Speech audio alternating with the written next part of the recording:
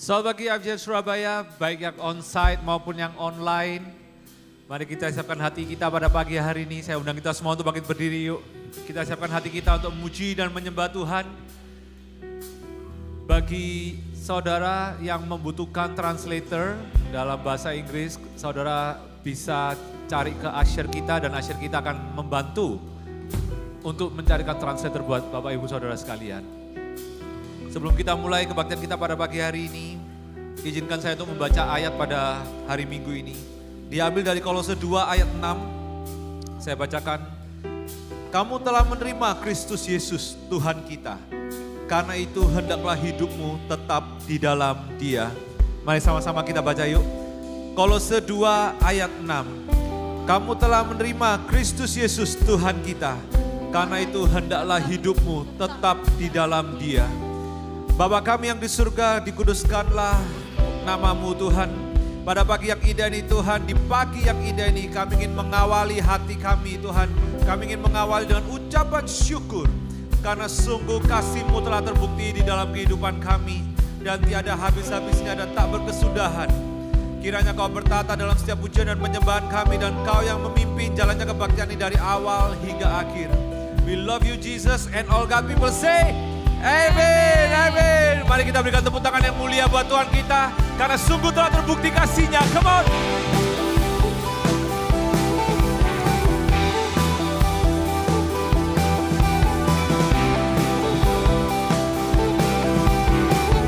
Mari sama-sama kita katakan. Ku awali di pagi hari dengan hati, selalu memuji setiap nafas yang telah Kau beri tanda bukti kasih sejati. Thank you Lord. Melewati gunung dan lembah Kau menjaga setiap langkah kesetiaan. Selalu tersedia tanda bukti kasih terindah.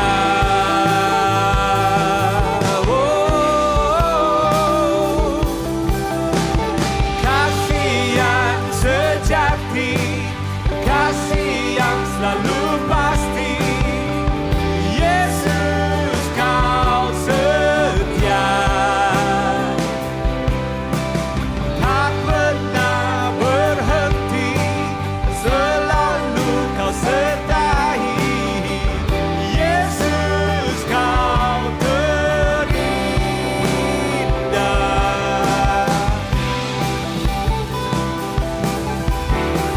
Sungguh kebaikan Tuhan tercurah dalam kehidupan kita. Come on.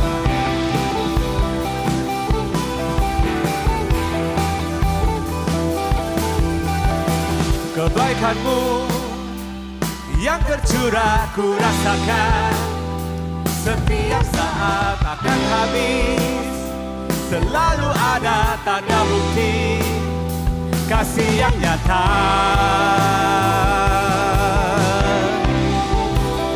Kasih yang sejati, kasih yang sejati, kasih yang selalu pasti. Yesus Kau setia. Tak pernah berhenti, selalu Kau sertai. Yesus Kau terindah.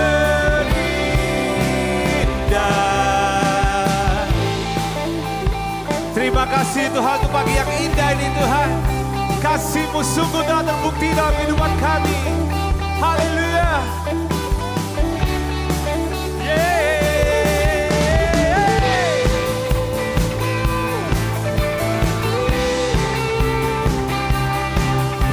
Come on, let's celebrate His goodness.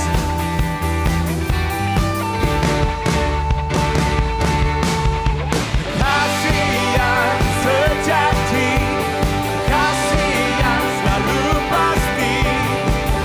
Yesus Kau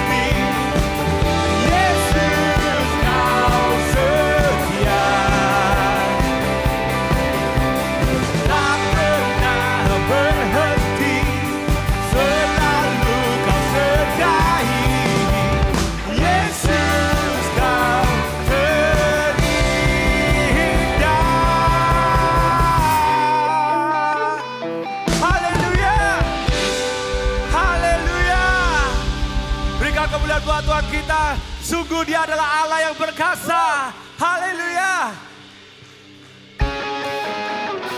Come on. Let's go.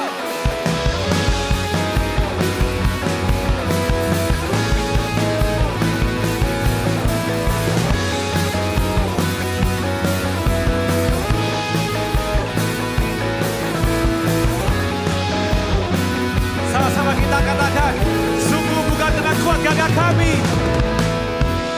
bukan dengan kuat gagahku, namun karena kasih-Mu, Kau yang menebus genap jiwaku. Lewati badai tak ku ragu, karena Kau tinggal dalamku. Dengan imanku ku berseru. Come on, serukan. Kaulah Raja, Allah perkasa, surga bumi ku menyembah. Setiap firman-Mu terangi jalanku. Kaulah Tuhan Allah yang perkasa.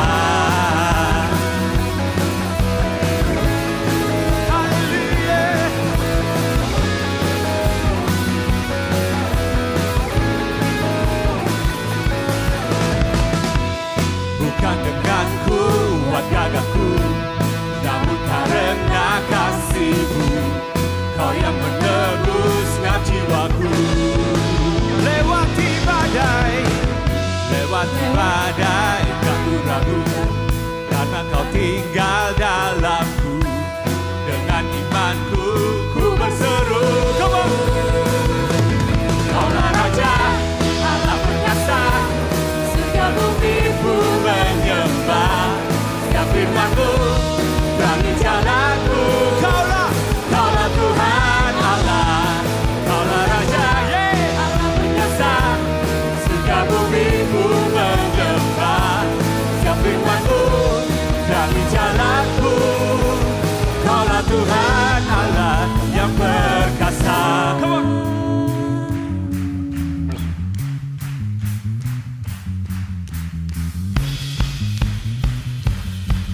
He's a good God. Come on. Hey.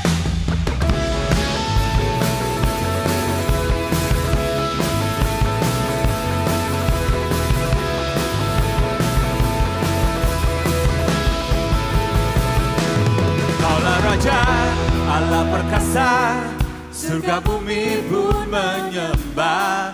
Setiap firman-Mu terangi jalanku. Kaulah Tuhan Allah, Raja, Allah perkasa, surga bumi pun menyembah. Setiap firman-Mu terangi jalanku. Kaulah Tuhan Allah yang perkasa.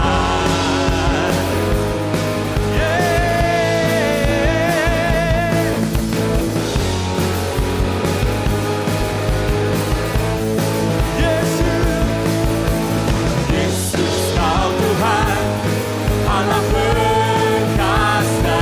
Serukan Yesus. Yesus, Kau Tuhan Allah perkasa. Oh Yesus, Kau Tuhan Allah perkasa.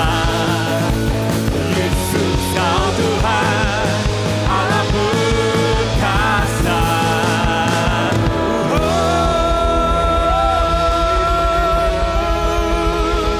Engkau perkasa Tuhan. Haleluya. Haleluya. Thank you Jesus. Sungguh Engkau adalah Allah kami yang perkasa Tuhan. Sungguh Engkau adalah Bapa yang baik yang tak berkesudahan memberikan kasih. Sebuah kasih yang sejati, the true hope di dalam kehidupan kami Tuhan. Bapa, ajar kami untuk selalu hidup di dalam Engkau dan Kau di dalam kami Tuhan. Kami percaya bahwa tiada kuasa yang dapat memisahkan kami dari kasih-Mu Tuhan. Tiada satu pun. Karena kami tahu Engkau adalah Tuhan dan Bapa kami.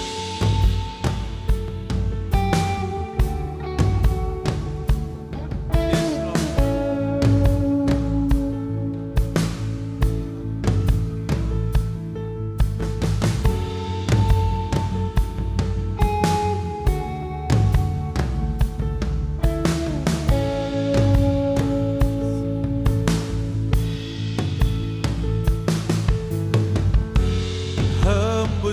Biarkanlah nafasmu penuhiku,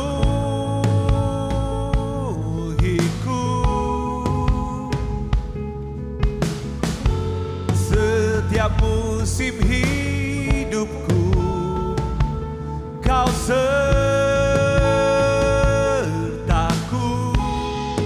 Ku arahkan mataku padamu, segenap jiwa dan hatiku berseru, Yesus, Kau di dalamku, Kau besertaku. Kan ku serahkan segalanya untuk jadi sepertimu.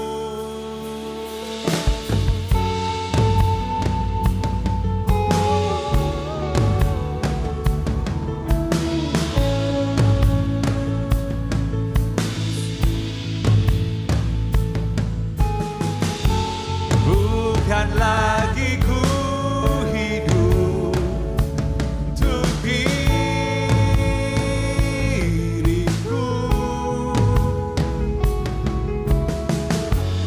anugerah pengorbanan selamatkanku. Ku arahkan mataku padamu, segenap jiwa dan hatiku berseru, Yesus, Kau di dalamku, Kau besertaku. Kan ku serahkan segalanya untuk jadi sepertimu. Ku di dalammu, Kau penyelamatku, segenap hidupku ku jadikan persembahan yang hidup. Tiada kuasa yang dapat pisahkan ku dari kasih-Mu. Kau menuntunku berdiam dalam-Mu, ku hidup bagi-Mu. Tiada kuasa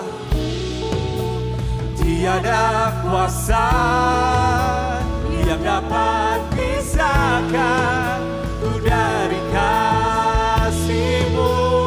Tangan-Mu menuntunku, Kau menuntunku berdiam dalam-Mu, ku hidup bagi-Mu. Tiada kuasa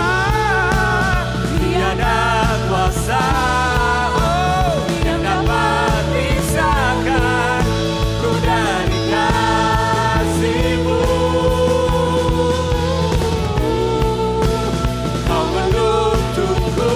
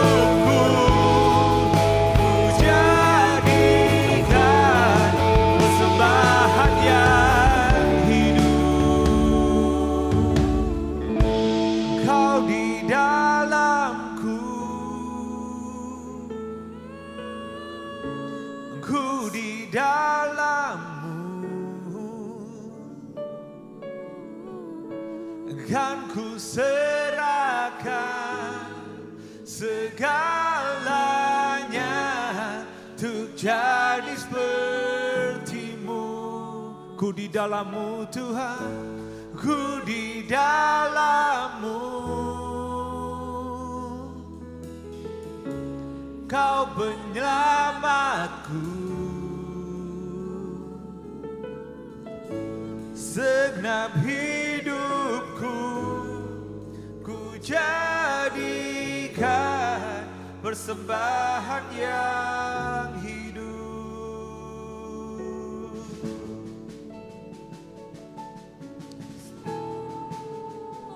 Kami berikan hidup kami,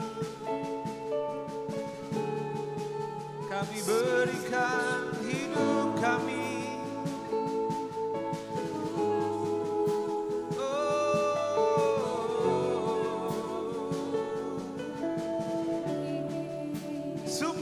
Tiada kuasa yang dapat memisahkan, sungguh tiada kuasa yang dapat memisahkan kami dari kasih-Mu Tuhan. Sungguh telah terbukti, sungguh telah terbukti kasih sejati, kasih sejati.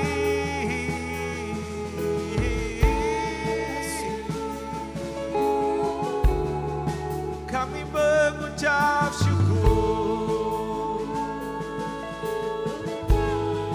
kami mengucap syukur.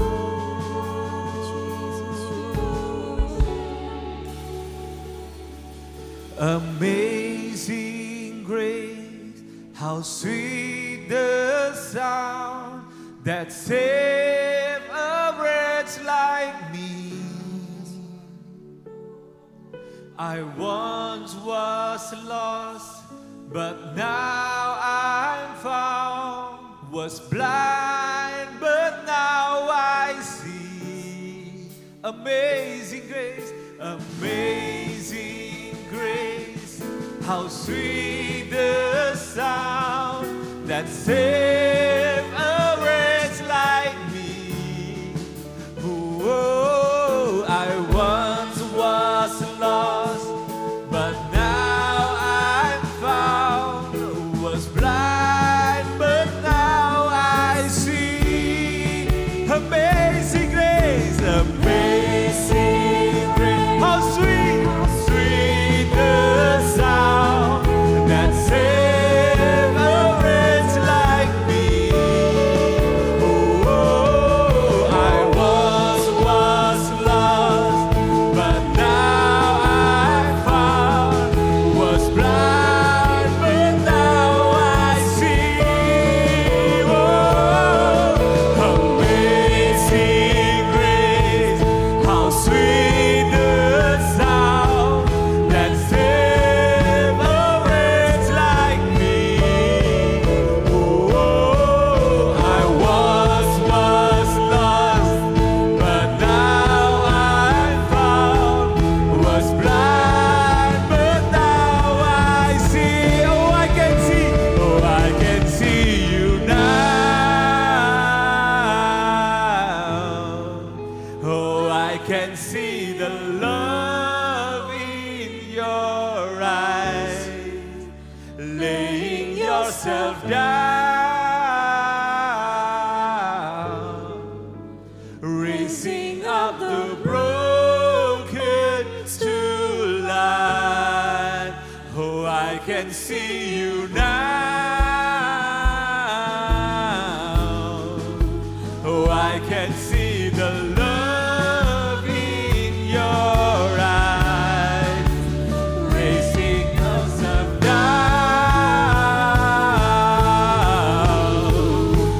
raising up the broken to life. Oh, I can see you now.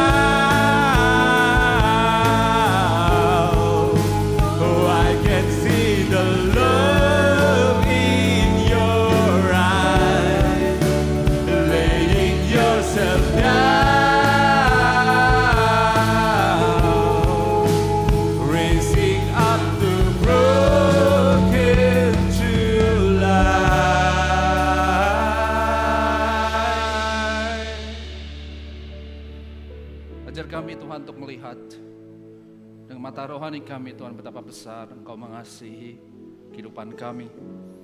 Tidak dengan mata jasmani kami Tuhan melihat keadaan sekitar, keadaan kami, kehidupan kami yang mungkin kami masih belum bisa melewati dengan baik. Ajarkan hari ini untuk kami membuka mata hati kami. Roh Kudus, Kau yang sempurnakan, Kau yang berikan petunjuk, Kau yang pulihkan setiap hati dan pikiran kami Tuhan untuk bisa melihat betapa besar Engkau mengasihi kami. Dan 1 bulan ini kami belajar banyak Tuhan tentang kasih karunia-Mu. Kenapa kasih karunia itu begitu besar dalam kehidupan kami, bagaimana kasih itu bekerja dalam kehidupan kami. Dan minggu lalu kami belajar betapa karena kasih karunia-Mu kami bisa ada seperti sekarang ini Tuhan. Saya berdoa Tuhan, biarlah Kau terus bekerja dalam kehidupan kami, mengubahkan pikiran dan hati kami Tuhan, semakin mengerti kehendak-Mu dalam kehidupan kami. Biarlah kami semakin Tuhan tertanam kuat dalam kehidupan kami, mengenal Engkau sebagai Tuhan dan Juru Selamat kami, yang tidak pernah sekalipun Tuhan, setiap rencana kejadian yang kami pikir itu suatu kemalangan, yang tidak bisa Kau ubahkan dalam kehidupan kami, sehingga menjadi cerita yang dapat memuliakan nama-Mu Tuhan.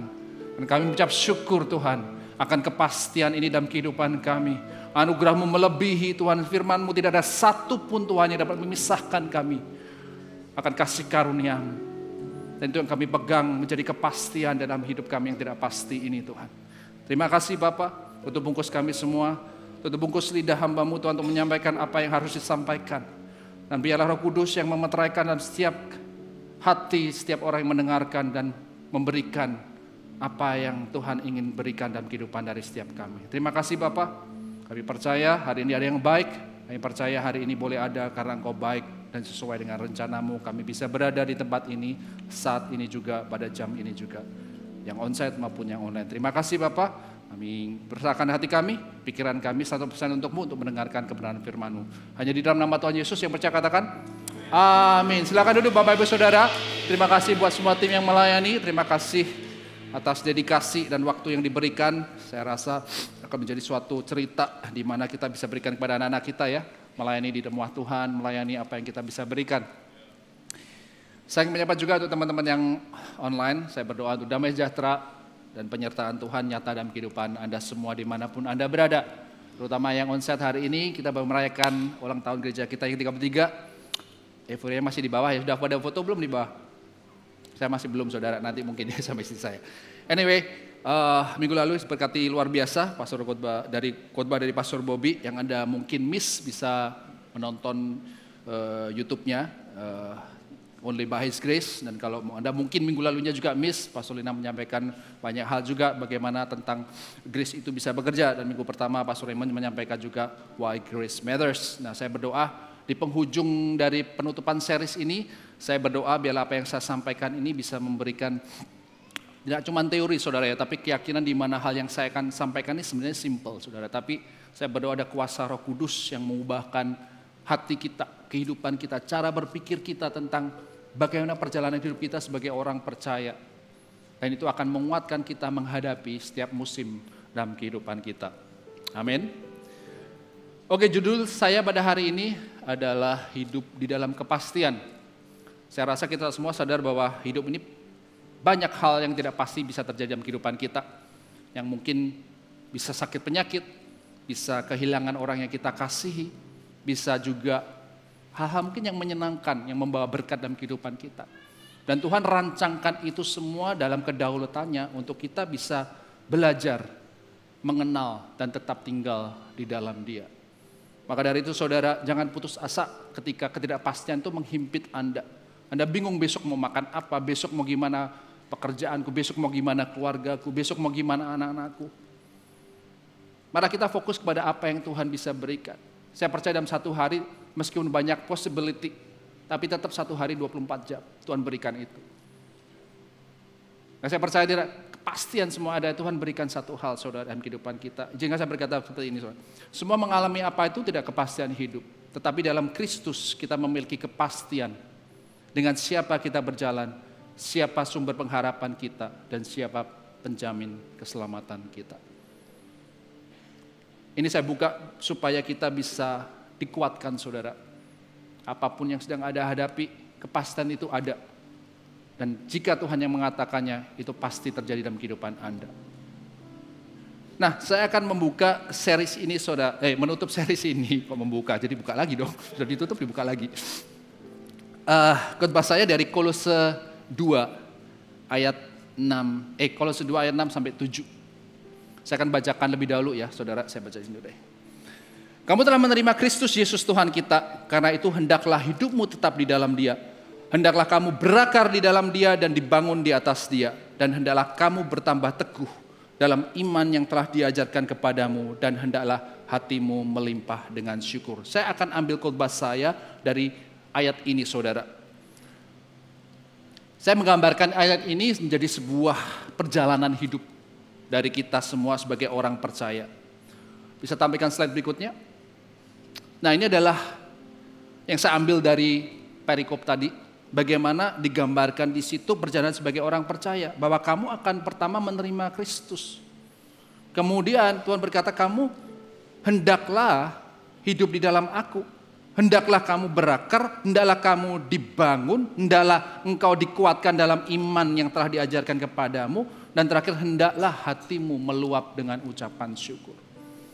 Dan saya berdoa saudara, ada 6 poin yang akan saya sampaikan. Saya ingin sampaikan ini dengan sangat baik sekali. Mungkin agak panjang bagi saudara, tapi bear with me karena ini yang memberkati saya ketika saya menyiapkan ini. Banyak hal yang Tuhan bukakan sehingga saya lebih mengerti. Mungkin sebagai dulu saya mikir jadi orang Kristen itu menguntungkan apa sih?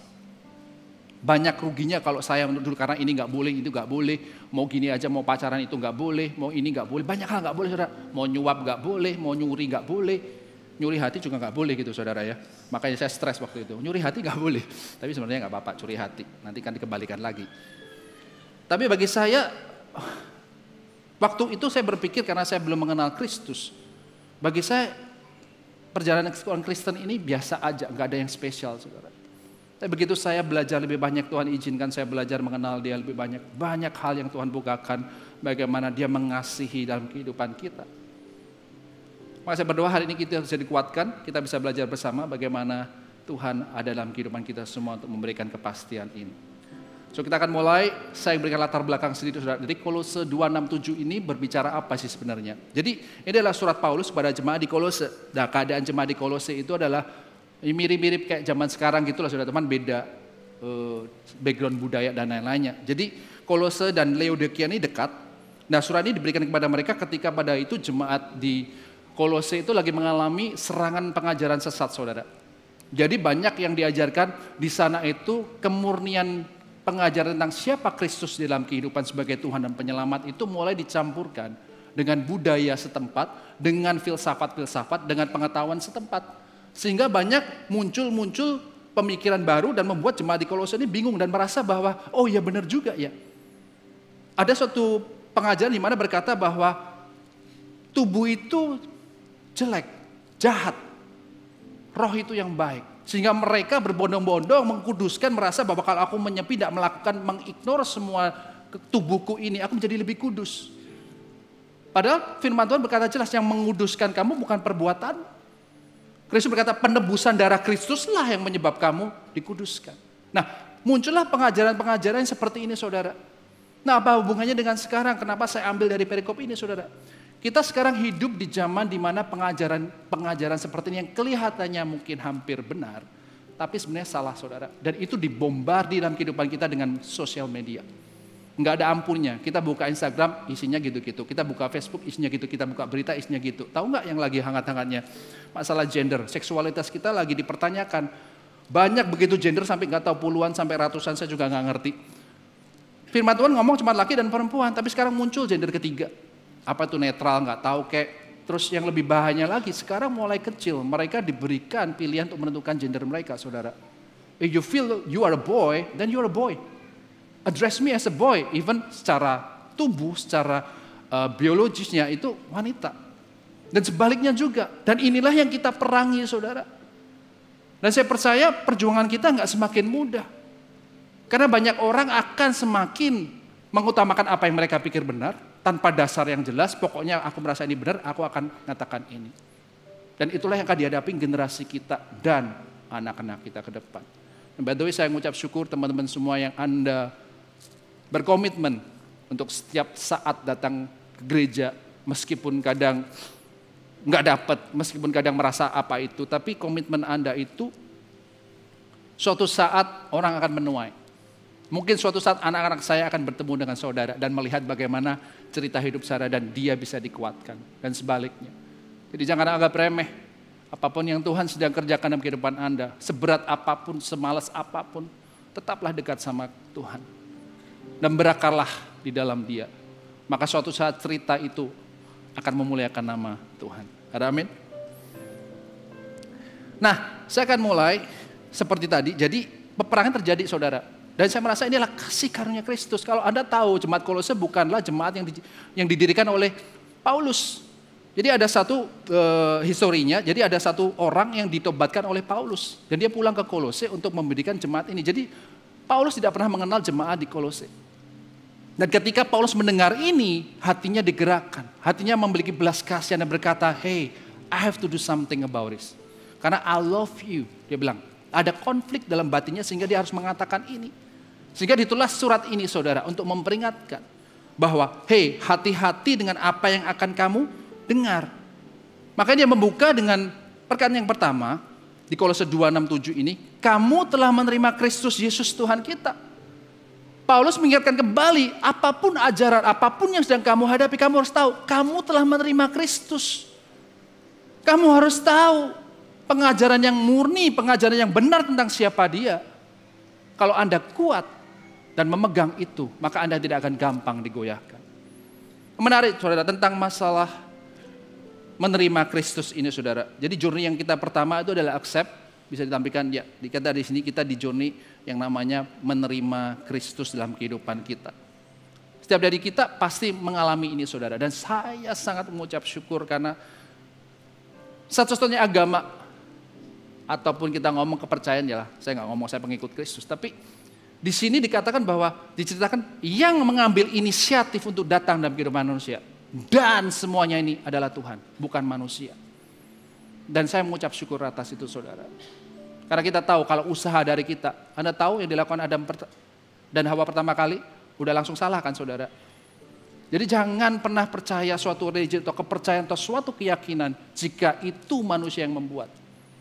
Dan bukan Tuhan sendiri yang mengatakan dalam kehidupan saudara. Ada dua hal yang saya ingin bahas saudara dalam masalah untuk kita menerima Tuhan ini. Saya nggak tahu Anda historinya gimana, tapi saya melihat dalam setiap perjalanan orang Kristen ini ada dua tipe orang saudara. Yang pertama, tipe seperti saya nggak punya sedikit pun pandangan tentang siapa Tuhan dalam kehidupan saya nggak punya motivasi, saya nggak punya pingin ke gereja mau ngapain, ya cari jodoh mungkin lah ya, itu kan tapi kan motivasi biasa lah. Tapi ketika saya datang ke gereja itu, saya pernah dijamah oleh Tuhan. Hati saya mengalami suatu sukacita, damai sejahtera, dan somehow I don't know how, pokoknya akhirnya saya mengatakan, ya saya mau terima Tuhan dalam kehidupan saya. Logikanya nggak tahu saudara, tapi intinya saya mengakui seperti itu. Dan dalam berjalan hidup saya nggak langsung berubah. Karena saya ikut Tuhan tuh nggak otomatis kalau sudah terima ngaku langsung hidupnya langsung sampai derajat. Enggak, saya belajar dalam kehidupan saya ketika saya mengikuti Kristus, saya memutuskan untuk Tuhan sebagai Tuhan dan Juru Selamat. Saya perlu waktu untuk mengenal Dia. Nah, tipe seperti saya ini saya rasa lebih gampang saudara untuk kita bisa dibentuk karena kita nggak punya mindset tertentu tentang siapa Tuhan. Apa yang kita terima selama itu source-nya benar kita akan terima. Nah, tipe yang kedua saudara ini mungkin banyak yang saya lihat terjadi adalah tipe yang orang ke gereja atau ingin menerima Tuhan itu dengan suatu agenda.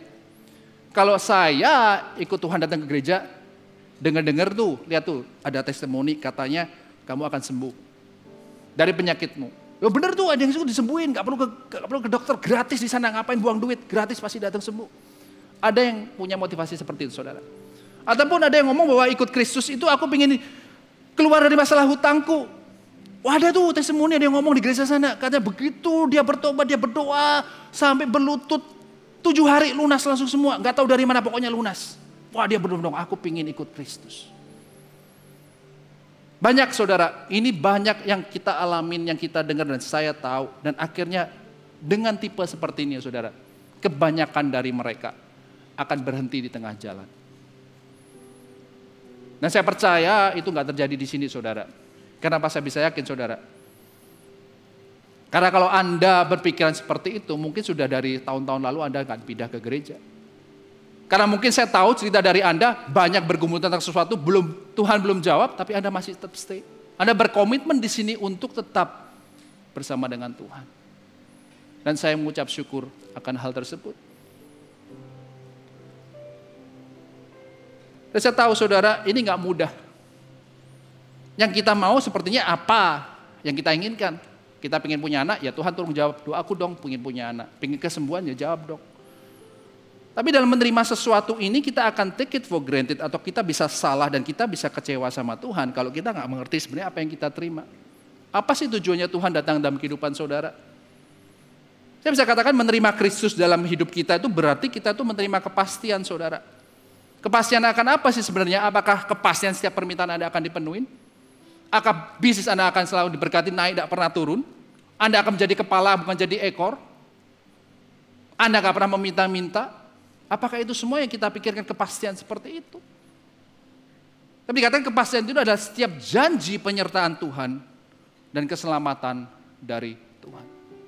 Saudara, saya bisa katakan ujung-ujungnya ya, saya ketemu dengan banyak orang kaya, banyak orang juga ya bukan saya kenal, bukan berarti kenal dekat, sudah tahu lah belajar ceritanya gitu kan. Jadi kenalan saya bukan kenalan dekat, tapi saya tahu cerita banyak orang kaya yang pada akhirnya banyak cerita ngomong ya ujung-ujungnya saya nggak pulang nggak bawa apa-apa. Apa yang saya minta dulu sampai kerjakan semuanya tuh ujung-ujungnya juga saya harus melepaskan itu semua. Jadi kalau kita harus melepaskan segala sesuatu yang kita minta selama kita hidup dunia dengan begitu ngotot, terus tujuannya apa, saudara? Anda akan lelah di tempat itu. Tapi saya percaya dalam kehidupan kita pada akhirnya yang kita butuhkan apa sih, saudara?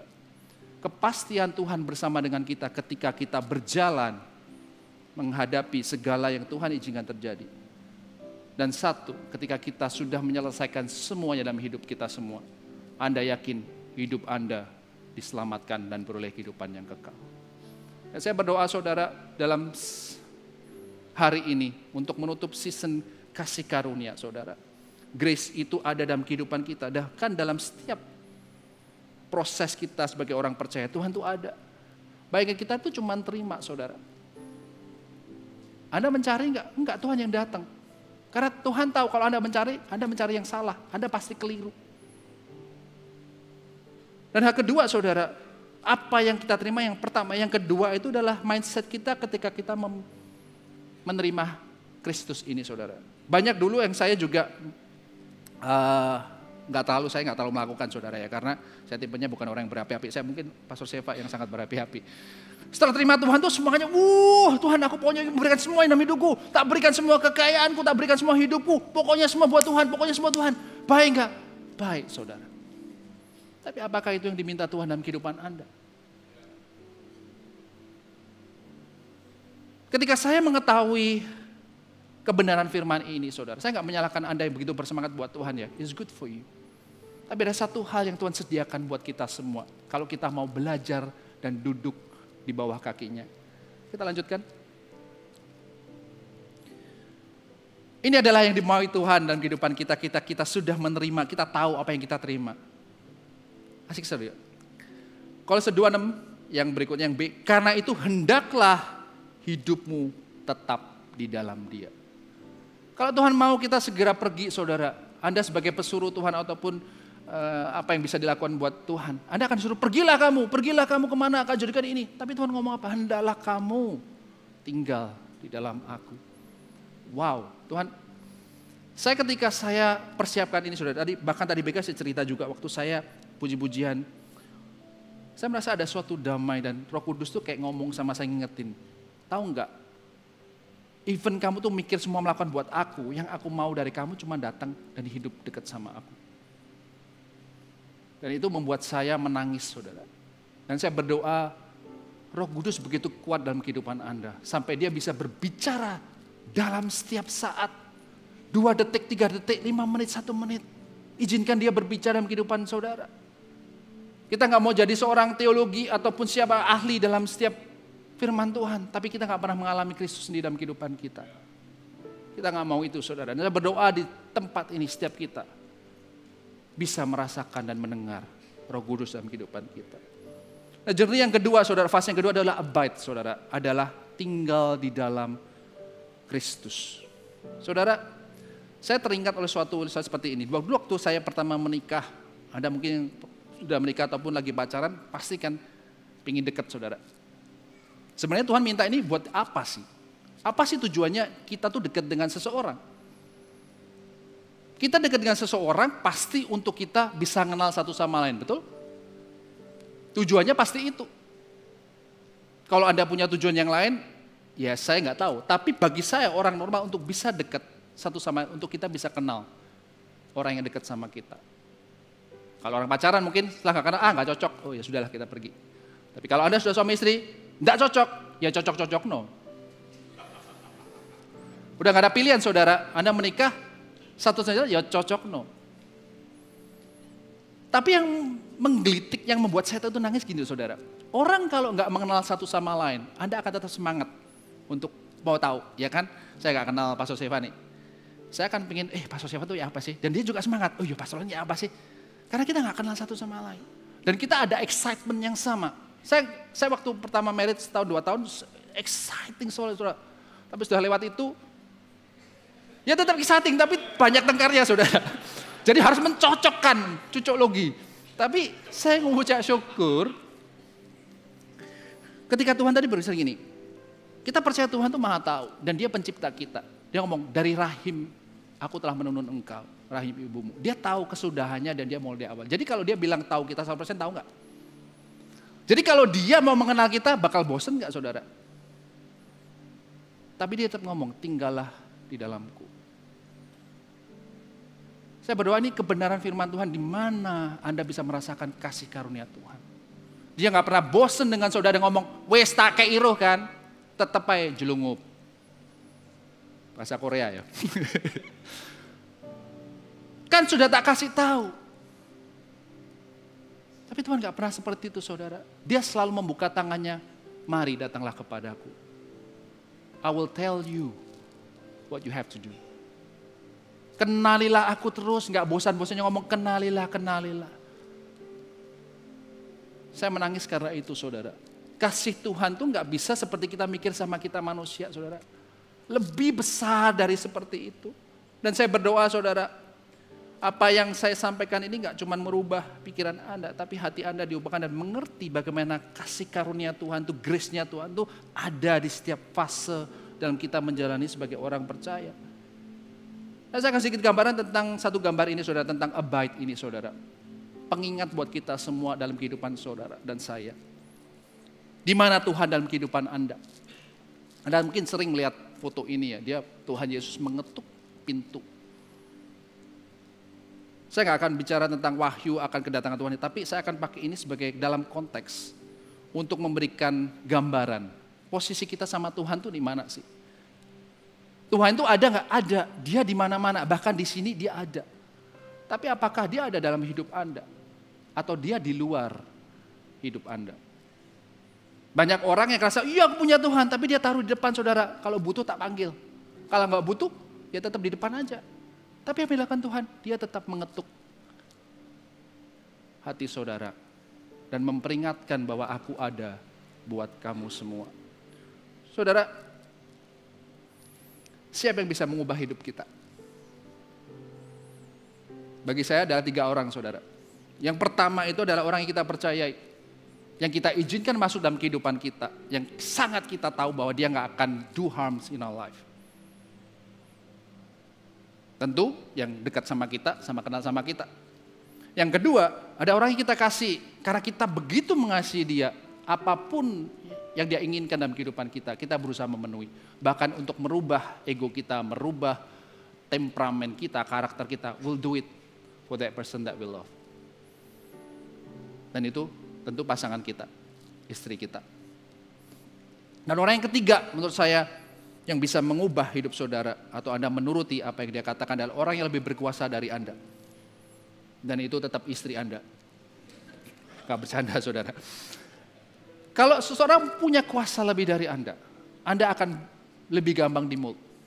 Anda akan mau ngomong, ya udahlah, mau gimana lagi. Kan dia lebih berkuasa. ya udahlah, lebih gampang untuk kita menyerahkan hidup kita. Contoh polisi nih, kalau Anda kena tangkap, Anda bayar tilang nggak?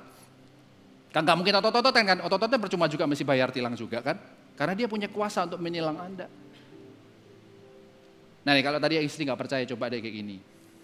Kalau memang istri lebih berkuasa. Nah kalau kamu nggak nurut, tidur depan kan? Kalau saya tidur depan, saudara nggak tahu, kalau saya mungkin Anda ya. Karena saya lebih baik daripada engkel-engkelan, ya lebih baik saya tidur depan. Bukan karena itu, tapi intinya, kalau Anda nggak nurut sama istri, dia bisa jual segala barang hobi Anda. Ya kan? Kenapa? Dia punya kuasa, dia bisa masuk kamar Anda, dia bisa masuk ke rekening apapun juga yang Anda punyai. Dia punya kuasa, punya akses, saudara. Jadi berhati-hatilah dengan istri Anda. Bukanlah berhati-hatilah dengan apa, maksudnya yang bisa menghalangi dalam kehidupan suami istri Anda. Bukan hobi Anda, bukan keinginan Anda, bukan ego Anda. Tapi biarlah kasih Tuhan dalam keluarga Anda. Amin? Amin nggak? Kayaknya para suami lagi stres ini ya, kena istri. Ada amin saudara? Nah balik lagi ke gambar ini saudara. Nah pertanyaan saya, Yesus itu ada di mana dalam kehidupan Anda? Dia ada, tapi dia bertahta nggak dalam kehidupan Anda? Dia berkuasa nggak untuk mengubah hidup saudara? Apakah Yesus Anda berikan akses untuk mengubah isi hati Anda? Pikiran Anda? Selama Anda tetap menaruh Kristus di luar hidup Anda, dia nggak akan memaksa saudara. Bukannya dia nggak bisa, tapi dia mengasihi Anda sampai dia nggak bisa memaksakan kehendaknya dalam kehidupan Anda. Anda lah yang harus membuka pintu hati saudara, menempatkan Kristus sebagai Raja dalam kehidupan saudara.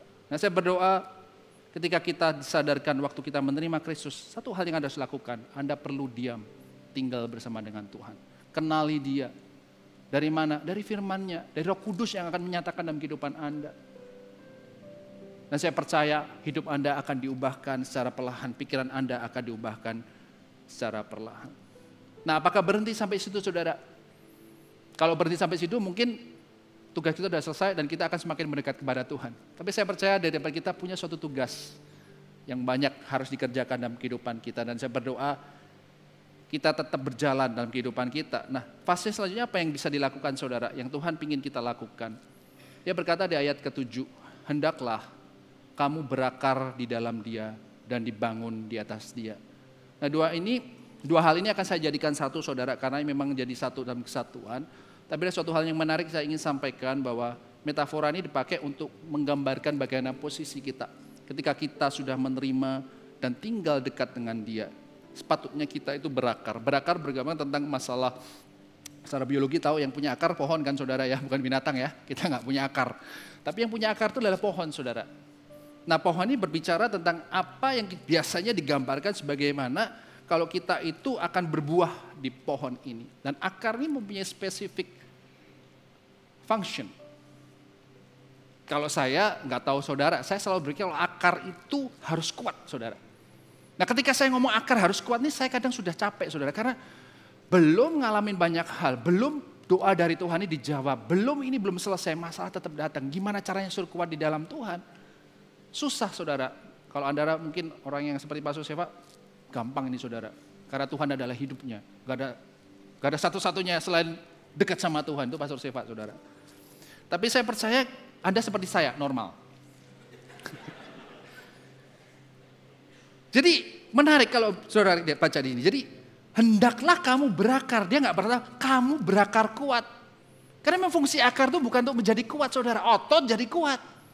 Tapi akar itu bukan fungsinya menjadi kuat. Dia fungsinya apa? Mencari makanan saudara. Air dan mineral di dalam tanah. Nah ketika kita sadar, ketika saya mengucapkan ini, saya oh iya benar juga ya.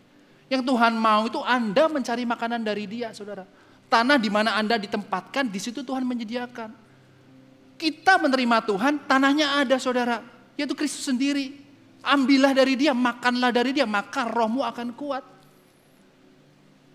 Kalau Anda menjadi kuat itu otomatis saudara. Anda makan makanan yang sehat, akar itu sehat, dia akan kuat, akan semakin mencengkram lebih dalam lagi. Dan pohon itu gak akan mudah digoyahkan. Jadi fokus Anda bukan lagi kepada apa yang harus kita lakukan, tapi kita bisa berfokus pada apa yang Tuhan sediakan. Dan kita melakukan apa yang natural buat kita. Kita mau sehat kan? Semua pasti mau sehat saudara. Tapi nggak semua orang mau jadi kuat. Nggak mau bela-belain nge-gym. Nggak semua sama. Saya tahu Philip belain. Badannya gede soalnya. Tapi nggak semua mau nge-gym gitu loh. Tapi selama Anda makan, Anda akan sehat. Dan itulah yang Tuhan mau. Dekat dengan Dia, makanlah apa yang disediakan buat rohmu. Jadi journey yang ketiga adalah kita harus berakar saudara. Menarik, berakar ini dipakai kata pasif saudara. Bukan aktif, bukan kita yang melakukan. Tapi itu natural Tuhan yang akan membuat ketika Anda sehat, pohon itu sehat. Akar itu akan ke dalam. Saya gambarkan begini saudara. Berakar itu berarti akar, kita ngomong tangan kita itu kesannya memegang tangan Tuhan. Tetapi kekuatan yang memegang itu bukan milikmu. Tapi miliknya Tuhan. Tuhanlah yang memegang hidup saudara. Ketika Anda pikir Anda kuat memegang Tuhan, kekuatan tanganmu gak ada apa-apanya dengan kekuatan Tuhan saudara. Dan ini memberikan saya kekuatan saudara. Ketika saya merasa iman saya terlalu kecil. Ketika saya mempertanyakan Tuhan, Engkau kok seperti ini? Kok rasanya gak baik seperti ini? Imanku sudah gak bisa menopang aku lagi saudara. Tapi hal ini mengingatkan saya saudara, bukan tanganmu yang menopang, tapi tangankulah yang menopang hidupmu. Saya berdoa saudara ketika kita belajar hal ini, kita semua dikuatkan. Bagaimana perlu untuk kita berakar. Tapi biarlah bagian itu ada Tuhan yang mengerjakan dalam kehidupan kita. Tugas kita cuma melakukan apa yang harus kita lakukan sesuai dengan firman Tuhan. Dan kita tahu tadi kita baca, fase berikutnya adalah Anda dibangun di atas Dia. Setelah Tuhan mau kita berakar, kita makan dari apa yang Tuhan sediakan sehingga roh kita itu sehat. Tuhan mau kita dibangun saudara. Tentu saja kalau kita tahu pohon dia berakar kuat, dia akan tumbuh terus, lebih besar dia akan memberikan buahnya. Dan sama dalam kehidupan kita. Kita berakar Tuhan, Tuhan siap. Nah dibangun sekali lagi saudara, ini dipakai kata juga, kata kerja bukan aktif. Bukan Anda yang membangun, tapi hendaklah kau dibangun di dalam Kristus. Ini menarik sekali saudara. Kita sibuk membangun dengan apa yang kita pikir benar. Tapi sebenarnya kalau Anda bertanya, kalau Anda mau menyerahkan Tuhan sama Anda mau siapa yang bangun dalam hidup Anda? Tuhan atau Anda? Kalau saya balik lagi, Adam dan Hawa aja udah pertama kali kasih itu milih, salah kan? Saya akan serahkan kepada Tuhan. Nah apa yang dibangun saudara? Ini fase yang keempat, kita dibangun di dalam Dia, di atas Dia. Saya akan buka dengan ini, apa yang dibangun saudara? Yang tidak kelihatan itu seringkali lebih penting dari yang kelihatan. Tuhan akan berproses mulai dari dalam diri Anda, keluar ke kehidupan Anda. Saudara, saya baru menemukan kebenaran ini saudara, waktu saya merenungkan. Bahwa kalau apa yang menurut Tuhan penting, Dia pasti akan berikan sebelum Dia naik ke surga, betul? Karena Dia akan meninggalkan kita secara tubuhnya. Waktu itu di kisah di Rasul-Rasul ketika memberikan murid-muridnya. Nah ada dua hal saya lihat janji yang diberikan Tuhan yang sangat penting. Yang pertama, Dia menjanjikan Roh Kudus datang dalam kehidupan kita semua.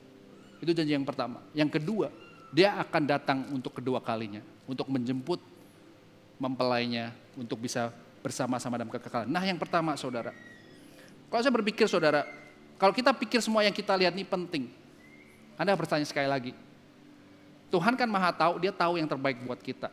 Kalau Dia pikir hidup kita ini yang penting adalah kepintaran atau hikmat kita, maka seharusnya yang dikirim bukan Roh Kudus. Yang dikirim siapa? Salomo aja. Gak ada satu manusia pun yang berhikmat seperti dia. Bikin aja dia panjang umur sampai selama-lamanya untuk menyertai kita.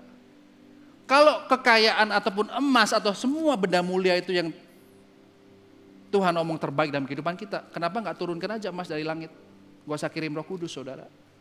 Tapi Tuhan tahu dalam kehidupan kita, yang penting, lebih penting dari segala yang kita pikirkan adalah roh kita saudara. Anda tahu apa yang Roh Kudus bisa lakukan dalam kehidupan Anda? Next slide. Itu adalah buah roh dalam kehidupan kita saudara. Spesifik yang dibangun dalam kehidupan Anda adalah buah roh ini yang ada dalam kehidupan kita. Pernah nggak Anda berpikir waktu sesuatu dibangun dalam kehidupan Anda fokusnya ke hal-hal seperti ini? Kalau saya mikirnya lebih ke, ya kalau daging biasa kan pingin lebih cepat kaya gitu kan, lebih bisa pensiun dini, liburan kemana-mana, bisa kasih ini itu ke anak dan lain-lain. Salah nggak? Ya nggak salah, itu penting nggak? Ya penting, tapi ada yang lebih penting saudara. Kalau kita lihat semua kisah di dalam Alkitab, banyak dulu kan, wah kalau saya pertama, ya nggak sekolah minggu, saya udah tua sih, itu saya nggak pernah ikut sekolah minggu. Wah saya pengen seperti Daud, wah mengalahkan singa dan lain-lain gitu, mengalahkan berlaksa-laksa kayak gitu kan. Terus seperti Abraham, seperti Musa yang membawa Israel keluar dari tanah Mesir. Tapi tahukah Anda ketika semua hal yang begitu kita bisa lihat, yang kesannya kita mau seperti dia, tapi kita lupa satu hal, dalam sebelum proses itu semua, Tuhan berproses dalam kehidupan mereka. Kenapa Musa harus keluar dari Mesir dan harus di padang gurun begitu lama dan bertemu dalam semak-semak api? Untuk bertemu Tuhan, berproses dalam hidupnya. Abraham juga sama, keluar dari Ur Kasdim, dia harus diproses Tuhan dulu. Sehingga dia bisa disebut bahwa Bapa dari segala bangsa karena imannya. Saudara, sesuatu yang gak kelihatan itu seringkali lebih penting dari apa yang kelihatan. Karena apa yang kelihatan itu akan dibangun dari apa yang gak kelihatan. Tuhan bisa berikan sesuatu dalam hidup Anda, berkat itu bisa menjadi kutuk saudara. Bukan karena berkatnya itu baik saudara. Tapi kalau Anda gak punya buah roh ini, Anda gak punya pengenalan diri, Anda akan merusak keluarga Anda. Anda akan merusak anak-anak Anda. Karena gak bisa tahu when to stop. When to say enough is enough. So, jangan kejar berkatnya saudara, tapi kejarlah apa yang Tuhan ingin bangun dalam kehidupan Anda.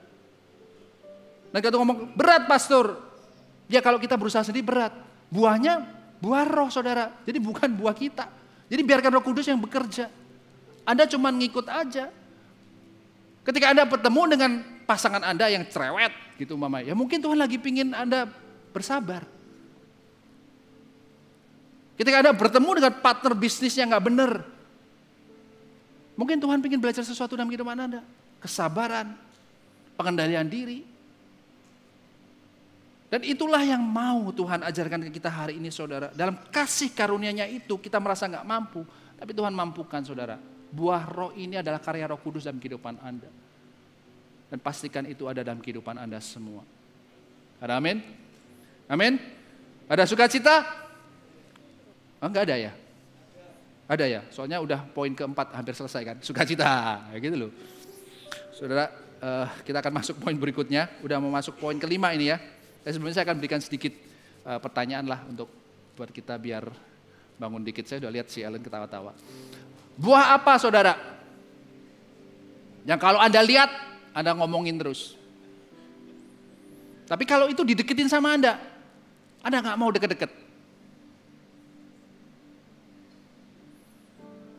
Ayo apa ayo, biasanya cewek suka buah kan, jadi cewek biasanya ngerti ini.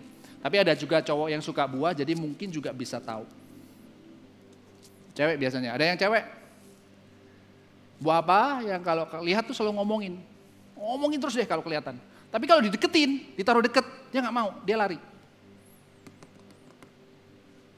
Apa ada? Ya udahlah, saya jawab saudara ya, biar cepet. Buah ya darat. Anyway, ya udahlah. Oke, kita lanjut lagi ke fase berikutnya saudara, yaitu ketika kita sudah berakar dan dibangun kehidupan roh kita. Tuhan mau apa saudara? Tuhan mau kita next level atau level up di dalam iman kita yang telah diajarkan. Hendaklah kamu bertambah teguh dalam iman yang telah diajarkan kepadamu. Saya cepat aja saudara ya. Jadi jernih kita berikutnya fasenya adalah kita harus proses dengan iman kita saudara. Banyak ngomong tentang iman harus besar, iman harus kuat, iman harus gimana. Tapi saya gak akan bahas itu saudara. Karena yang diajarkan, menurut saya yang diajarkan tentang iman itu bukan masalah besar kecilnya. Tapi adalah iman siapa yang kita berharap. Jadi iman yang level up tuh gimana saudara? Saya gak mau ngomong tadi saudara ya besar kecil dan lain. Tadi iman yang berprogres dan berporos kepada Kristus. Yaitu iman yang diajarkan dalam kita. Dialah pencipta dan penyempurna iman kita di dalam hidup sampai dengan kesudahannya. Nah saya akan berikan gambar ini saudara.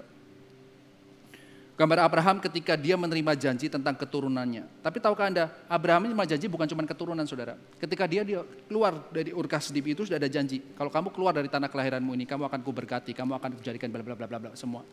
Jadi ini bukan janji satu-satunya dan pertama kali.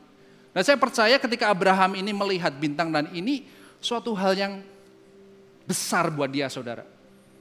Karena bintang di langit bisa yang ngitung, nggak bisa, saudara. Pasir apalagi, siapa yang bisa ngitung? Dia ngomong keturunanmu akan sebanyak itu. Dibutuhkan suatu keyakinan akan Tuhan kalau dia mau, iya Tuhan, amin. Menariknya saudara, kasih karunia itu ada, saudara. Abraham diproses dari awalnya, sehingga ketika janji itu tentang keturunan ada, Abraham sudah tua, Sarah pun sudah tua. Sebagai orang tua mungkin Anda nggak mungkin lah. Tapi apa yang dengan Abraham? Karena Tuhan sudah bersama dengan dia, dengan kasih karunia berjalan bersama dengan dia, melihat janji digenapi, dia bisa berkata, aku percaya Tuhan. Jadi bukan kuat gagahnya Abraham, saudara. Bukan karena Abraham itu hebat, tapi Allahnya yang hebat, saudara. Dan saya percaya itu akan terjadi dalam kehidupan saudara. Bukan karena Anda yang bertaut kuat, tetapi Tuhanlah yang menuntun Anda. Dan izinkan saya melihat ini sedikit dari versi yang lain, saudara ya, perspektif yang lain. Mungkin banyak orang melihat bahwa, oh hebatnya Abraham itu karena dia bisa melihat bintang di langit, pasir, itu anaknya dia percaya. Tapi saya bisa melihat dari gambar ini, saudara, kehebatan Tuhan. Kenapa Tuhan pilih bintang di langit dan pasir di bawah kaki Abraham? Karena dua hal ini adalah, saudara, dua hal yang paling gampang Abraham bisa lihat. Kalau sekarang susah cari pasir, susah saudara, semua aspal, semua keramik. Anda mau melihat bintang malam hari, boro-boro, kena polusi udah gak kelihatan apa-apa. Tapi dua hal ini sangat-sangat gampang pada zaman itu, saudara. Dan kenapa Tuhan pakai cara yang paling gampang? Biar Abraham gampang mengingat janjinya dia. Imannya dibangkitkan ketika teringat, iya Tuhan pernah ngomong, Tuhan pernah lakukan ini, aku percaya. Lihat pasir, dia mau bertekun untuk Tuhan, mana anakku? Kok gak datang-datang, ini semua jadi hambaku nanti miliknya. Tapi ketika dia melihat pasir, dia teringat Tuhan. Kamu akan punya keturunan sebanyak bintang di langit dan pasir di bawah kakimu. Itulah hebatnya Tuhan, saudara. Anda gak perlu menjadi kuat untuk bisa percaya. Anda tinggal percaya saja, kekuatan itu datangnya dari Tuhan. Amin. Saya akan masuk ke poin yang terakhir dan kita akan tutup dengan segera. Dan hendaklah hatimu melimpah dengan syukur. Jadi jernih yang terakhir adalah, saya percaya ini adalah bukan pinnacles ya, kali dimana kita itu, kalau kita orang percaya, saya percaya kita pasti bisa mengucap syukur. Kalau Anda belum bisa mengucap syukur dalam kehidupan Anda perlu bertanya dalam satu hal. Biasanya, boleh saya katakan mungkin terlalu keras ataupun gimana, saya akan ngomong pada diri saya sendiri. People who can be grateful to God is simply saying that what Christ had done is not enough. Anda mungkin banyak pergumulan, saudara, dan ngomong semuanya ini Tuhan, saya nggak bisa ngucap syukur sampai ini bisa dipenuhin. Orang lain bisa punya, kenapa saya nggak punya? Si dia bisa sembuh, kenapa saya nggak bisa sembuh? Si dia bisa kemana-mana, kenapa saya cuma di Surabaya aja? Banyak hal Anda bisa komplain kepada Tuhan. Tapi kalau kita tarik ke semuanya, ke bawah, kalau Anda bisa mengucap syukur dan mengatakan bahwa apa yang Tuhan lakukan dan kehidupan Anda sudah cukup, maka Anda bisa mengucap syukur dalam berbagai hal yang Tuhan izinkan dalam kehidupan Anda. So ini untuk membuat Anda, kita semua, dan saya sendiri berpikir, apakah kita sebagai orang percaya yang sudah menerima begitu banyak kasih karunia, percaya bahwa apa yang Tuhan telah lakukan itu cukup. Selama Anda belum merasa cukup, maka Anda akan kurang dan merasa tidak cukup selama hidup Anda. Saya undang bangkit berdiri Bapak Ibu Saudara, untuk kita sama-sama merenungkan apa yang telah disampaikan oleh firman Tuhan. Dari setiap kita melalui journey dalam kehidupan sebagai orang yang dipilih,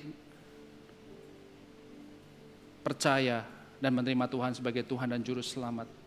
Mungkin beberapa musim Anda tidak mudah ketika Anda bertemu dengan Tuhan. Tapi janganlah menyerah. Yang menopang Anda adalah tangan Tuhan.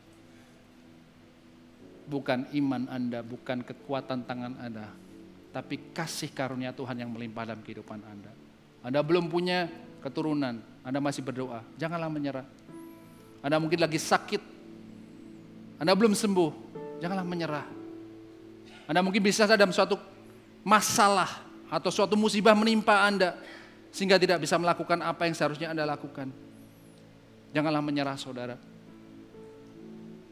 Karena dalam ketidakpastian ini semua, kepastian Tuhan itu akan membuat cerita hidup saudara memuliakan nama Tuhan.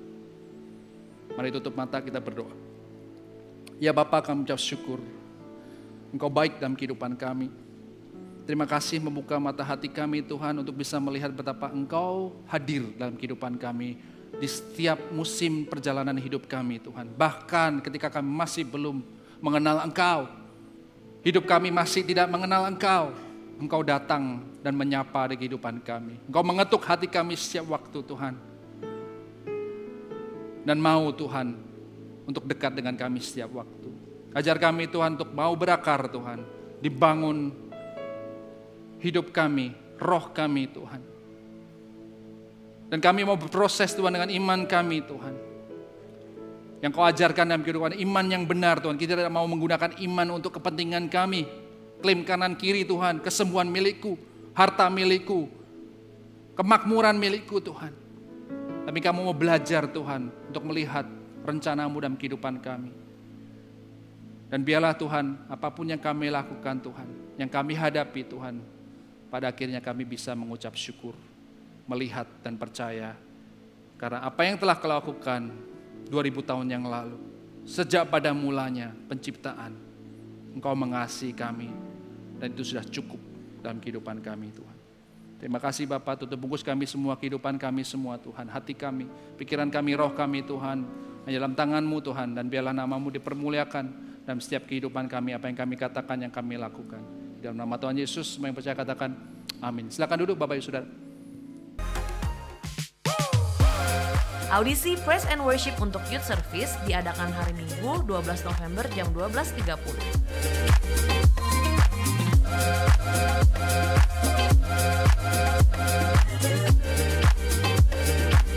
Daftarkan diri Anda sekarang. FGF Men bersama FGF Youth mengadakan camping dengan tema Weekend Under the Stars, tanggal 10 sampai 11 November di Ranu Regulo. Acara ini terbuka untuk para pria dan dapat membawa anak minimum kelas 1 SD.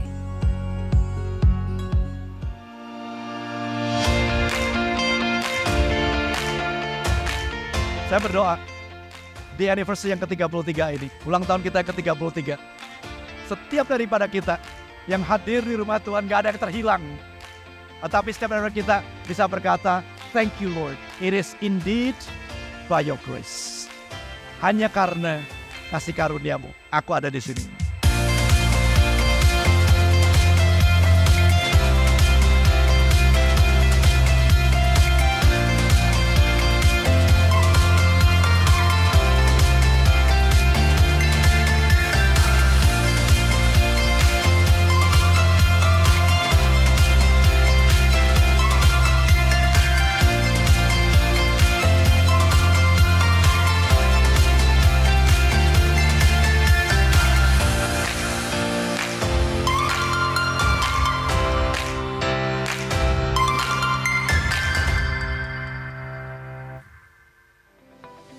Lead Forward diadakan hari Selasa 24 Oktober jam 7 malam.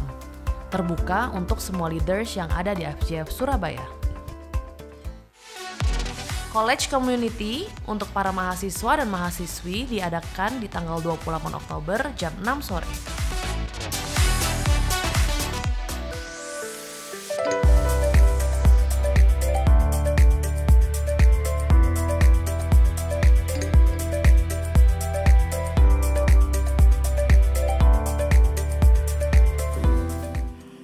Hai FGF Surabaya, Anda diberkati oleh ibadah hari ini. Lambaikan tangan Anda, kasih sorak-sorai buat Tuhan kita. Semua disampaikan oleh Pastor Alan luar biasa ya, kecuali satu hal, ada hoax tadi dikatakan, saya dekat sama Tuhan, keinginan sama Tuhan, itu hoax. Saya juga sama lemahnya, sama bobroknya, sama teman-teman semua ya. So that's why I can't wait to share the word of God next week ya. Oke teman-teman, perkenalkan nama saya Fas, selaku host nanti pada hari ini. Saya menyambut teman-teman semua yang hadir secara online dan onsite yang di lantai 4 ataupun lantai 3. Terutama Anda yang pertama kali hadir. Kalau ada, jangan buru-buru pulang. Seusai ibadah mampir ke Connect Team kami yang pakai baju welcome ya. Nanti ngobrol di sana, kami rindu berkenalan supaya kami dapat melayani Anda dengan lebih baik lagi. Beberapa pengumuman kalau Anda terlewat minggu-minggu lalu. Yang pertama, untuk ibu-ibu yang membutuhkan ruangan nursery, silahkan langsung dipakai. Itu ada di dalam ruangan playground di lantai 1. Dan kalau teman-teman melihat ada tulisan signage The Connection di lantai 1, itu tempat buat para leaders dan pastoral akan standby di sana. Buat teman-teman yang membutuhkan doa, mau ngobrol, silakan langsung ke tempat yang namanya The Connection. Berikutnya adalah untuk persembahan di tempat ini dilakukan secara virtual. Anda dapat memberikan melalui QR Code yang tersedia ataupun melakukan melalui online transfer. Dan ingin mengingatkan, jangan lupa kita tetap stay connected melalui segala platform sosial media dari IFGF Surabaya, baik YouTube ataupun Instagram. Dan yang terakhir adalah, are you guys ready? Next week kita akan merayakan atau bersama-sama melakukan Next Gen Takeover. Are you guys excited? Ya, come on. Oke, itu aja dari saya. Mari bangkit berdiri Bapak Ibu sekalian, kita akan berdoa untuk persembahan dan kita akan akhiri ibadah hari ini. Mari kita berdoa. Tuhan Yesus, terima kasih ya Tuhan untuk kebaikan-Mu. Terima kasih Engkau boleh menyertai kami Tuhan sepanjang hidup kami, sepanjang minggu ini. Ya Tuhan, mungkin harus diakui ada beberapa dari kami yang sangat bersyukur mengalami kemenangan yang luar biasa. Tapi beberapa dari kami mungkin mengalami hal-hal yang tidak mengenakan. Kami mendengar ada yang sakit ataupun kami pun ada yang terbaring sakit saat ini menyaksikan secara online. Ataupun kami kehilangan pengharapan, kehilangan pekerjaan ataupun apapun yang tidak enak itu Tuhan. Tapi Tuhan, kami terlebih dari semua itu kami mau percaya, kami tetap berharap karena janji-Mu yaitu Engkau adalah Tuhan yang Immanuel. Engkau tidak pernah meninggalkan kami dan itu lebih dari cukup. Tuhan, saat ini berdoa untuk setiap anak-anak-Mu Tuhan. Biarlah Tuhan damai-Mu, sukacita, pengharapan, damai sejahtera itu boleh melingkupi setiap anak-anak-Mu Tuhan. Engkau sangat menyayangi setiap dari kami. Biarlah Tuhan hidup kami Tuhan, kami boleh tenang karena kami tahu siapa yang berjalan bersama dengan kami. Terima kasih ya Tuhan, kami juga pada pagi ini berdoa untuk persembahan yang kami berikan. Biarlah Tuhan kami boleh memberikan terlebih dari hati yang penuh dengan sukacita, hati yang penuh luapan syukur Tuhan. Karena Engkau sudah terlebih dahulu mengasihi kami dan kami memberikan yang terbaik bagi-Mu Tuhan. Terlebih dari jumlahnya kami mau punya hati atau hidup yang kami persembahkan kepadamu. Dan Tuhan, hamba-Mu juga berdoa untuk setiap pengelola Tuhan, setiap pengurus, setiap full timer yang mengelola, biarlah ada roh yang takut akan Tuhan. Setiap peser boleh dipakai dengan bijaksana Tuhan untuk memberkati orang di dalam ataupun di luar gereja. Dan yang terutama kami rindu untuk melihat Tuhan nama-Mu semakin dipermuliakan melalui AFGF Surabaya. Terima kasih ya Tuhan. AFGF Surabaya, angkat tangan Anda, terimalah berkat Tuhan. Tuhan memberkati dan melindungi Engkau. Tuhan menghadapkan wajahnya dan memberikan Engkau damai sejahtera. Tuhan menyinarkan wajahnya dan memberikan kasih karunia. Pergilah kata Tuhan Yesus, jangan cuma di dalam 4 tembok gereja. Dan jadikanlah semua bangsa milikku. Dan ketahuilah, aku akan menyertai engkau dari hari ini sampai Maranatha, Yesus datang yang kedua kali. Semua terima berkat Tuhan, boleh katakan amin. God bless you church. See you next week. See you next week.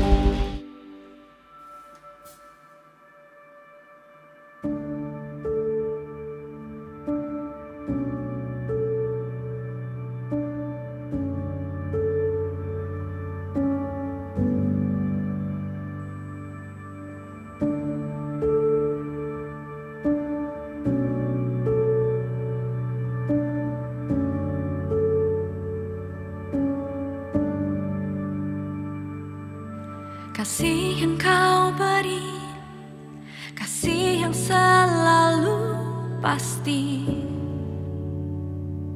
Oh, bagaikan mentari yang hangatkan jiwa ini. Oh,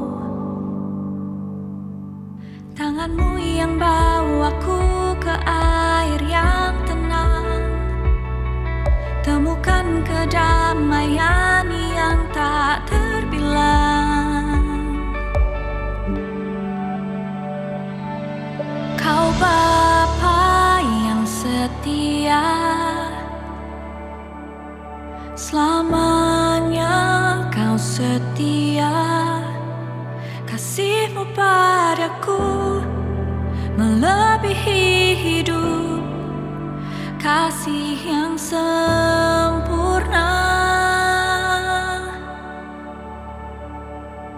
yang tak pernah berubah,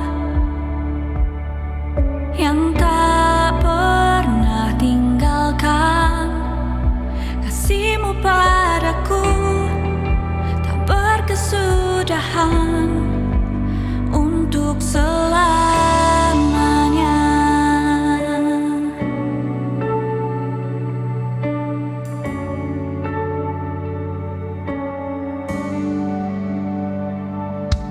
Kasih yang Kau beri, kasih yang selalu pasti. Oh, bagaikan mentari yang hangatkan jiwa ini. Oh, tangan-Mu yang bawaku ke air yang tenang, temukan kedamaian yang tak terbilang.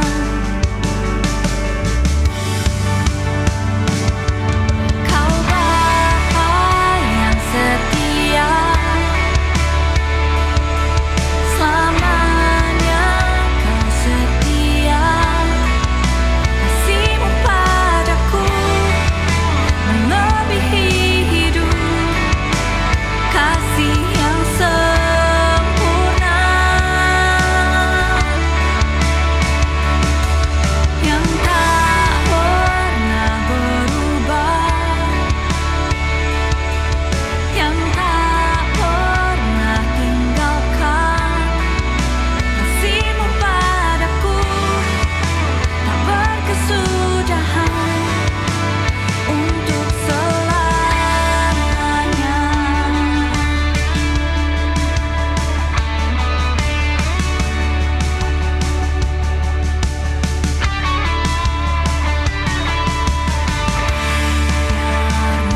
Mulutku dan hatiku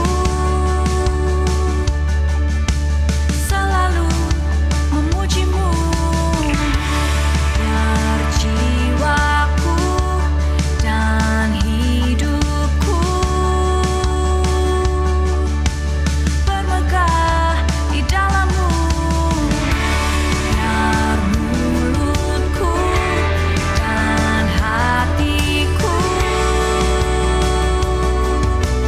selalu memuji-Mu, biar jiwaku dan hidupku bermegah di dalam-Mu. Biar mulutku dan hatiku selalu memuji-Mu, biar jiwaku dan hidupku bermegah di dalam-Mu. Oh, Kau Bapa yang setia, selamanya Kau setia. Kasih-Mu padaku melebihi hidup, kasih yang sempurna,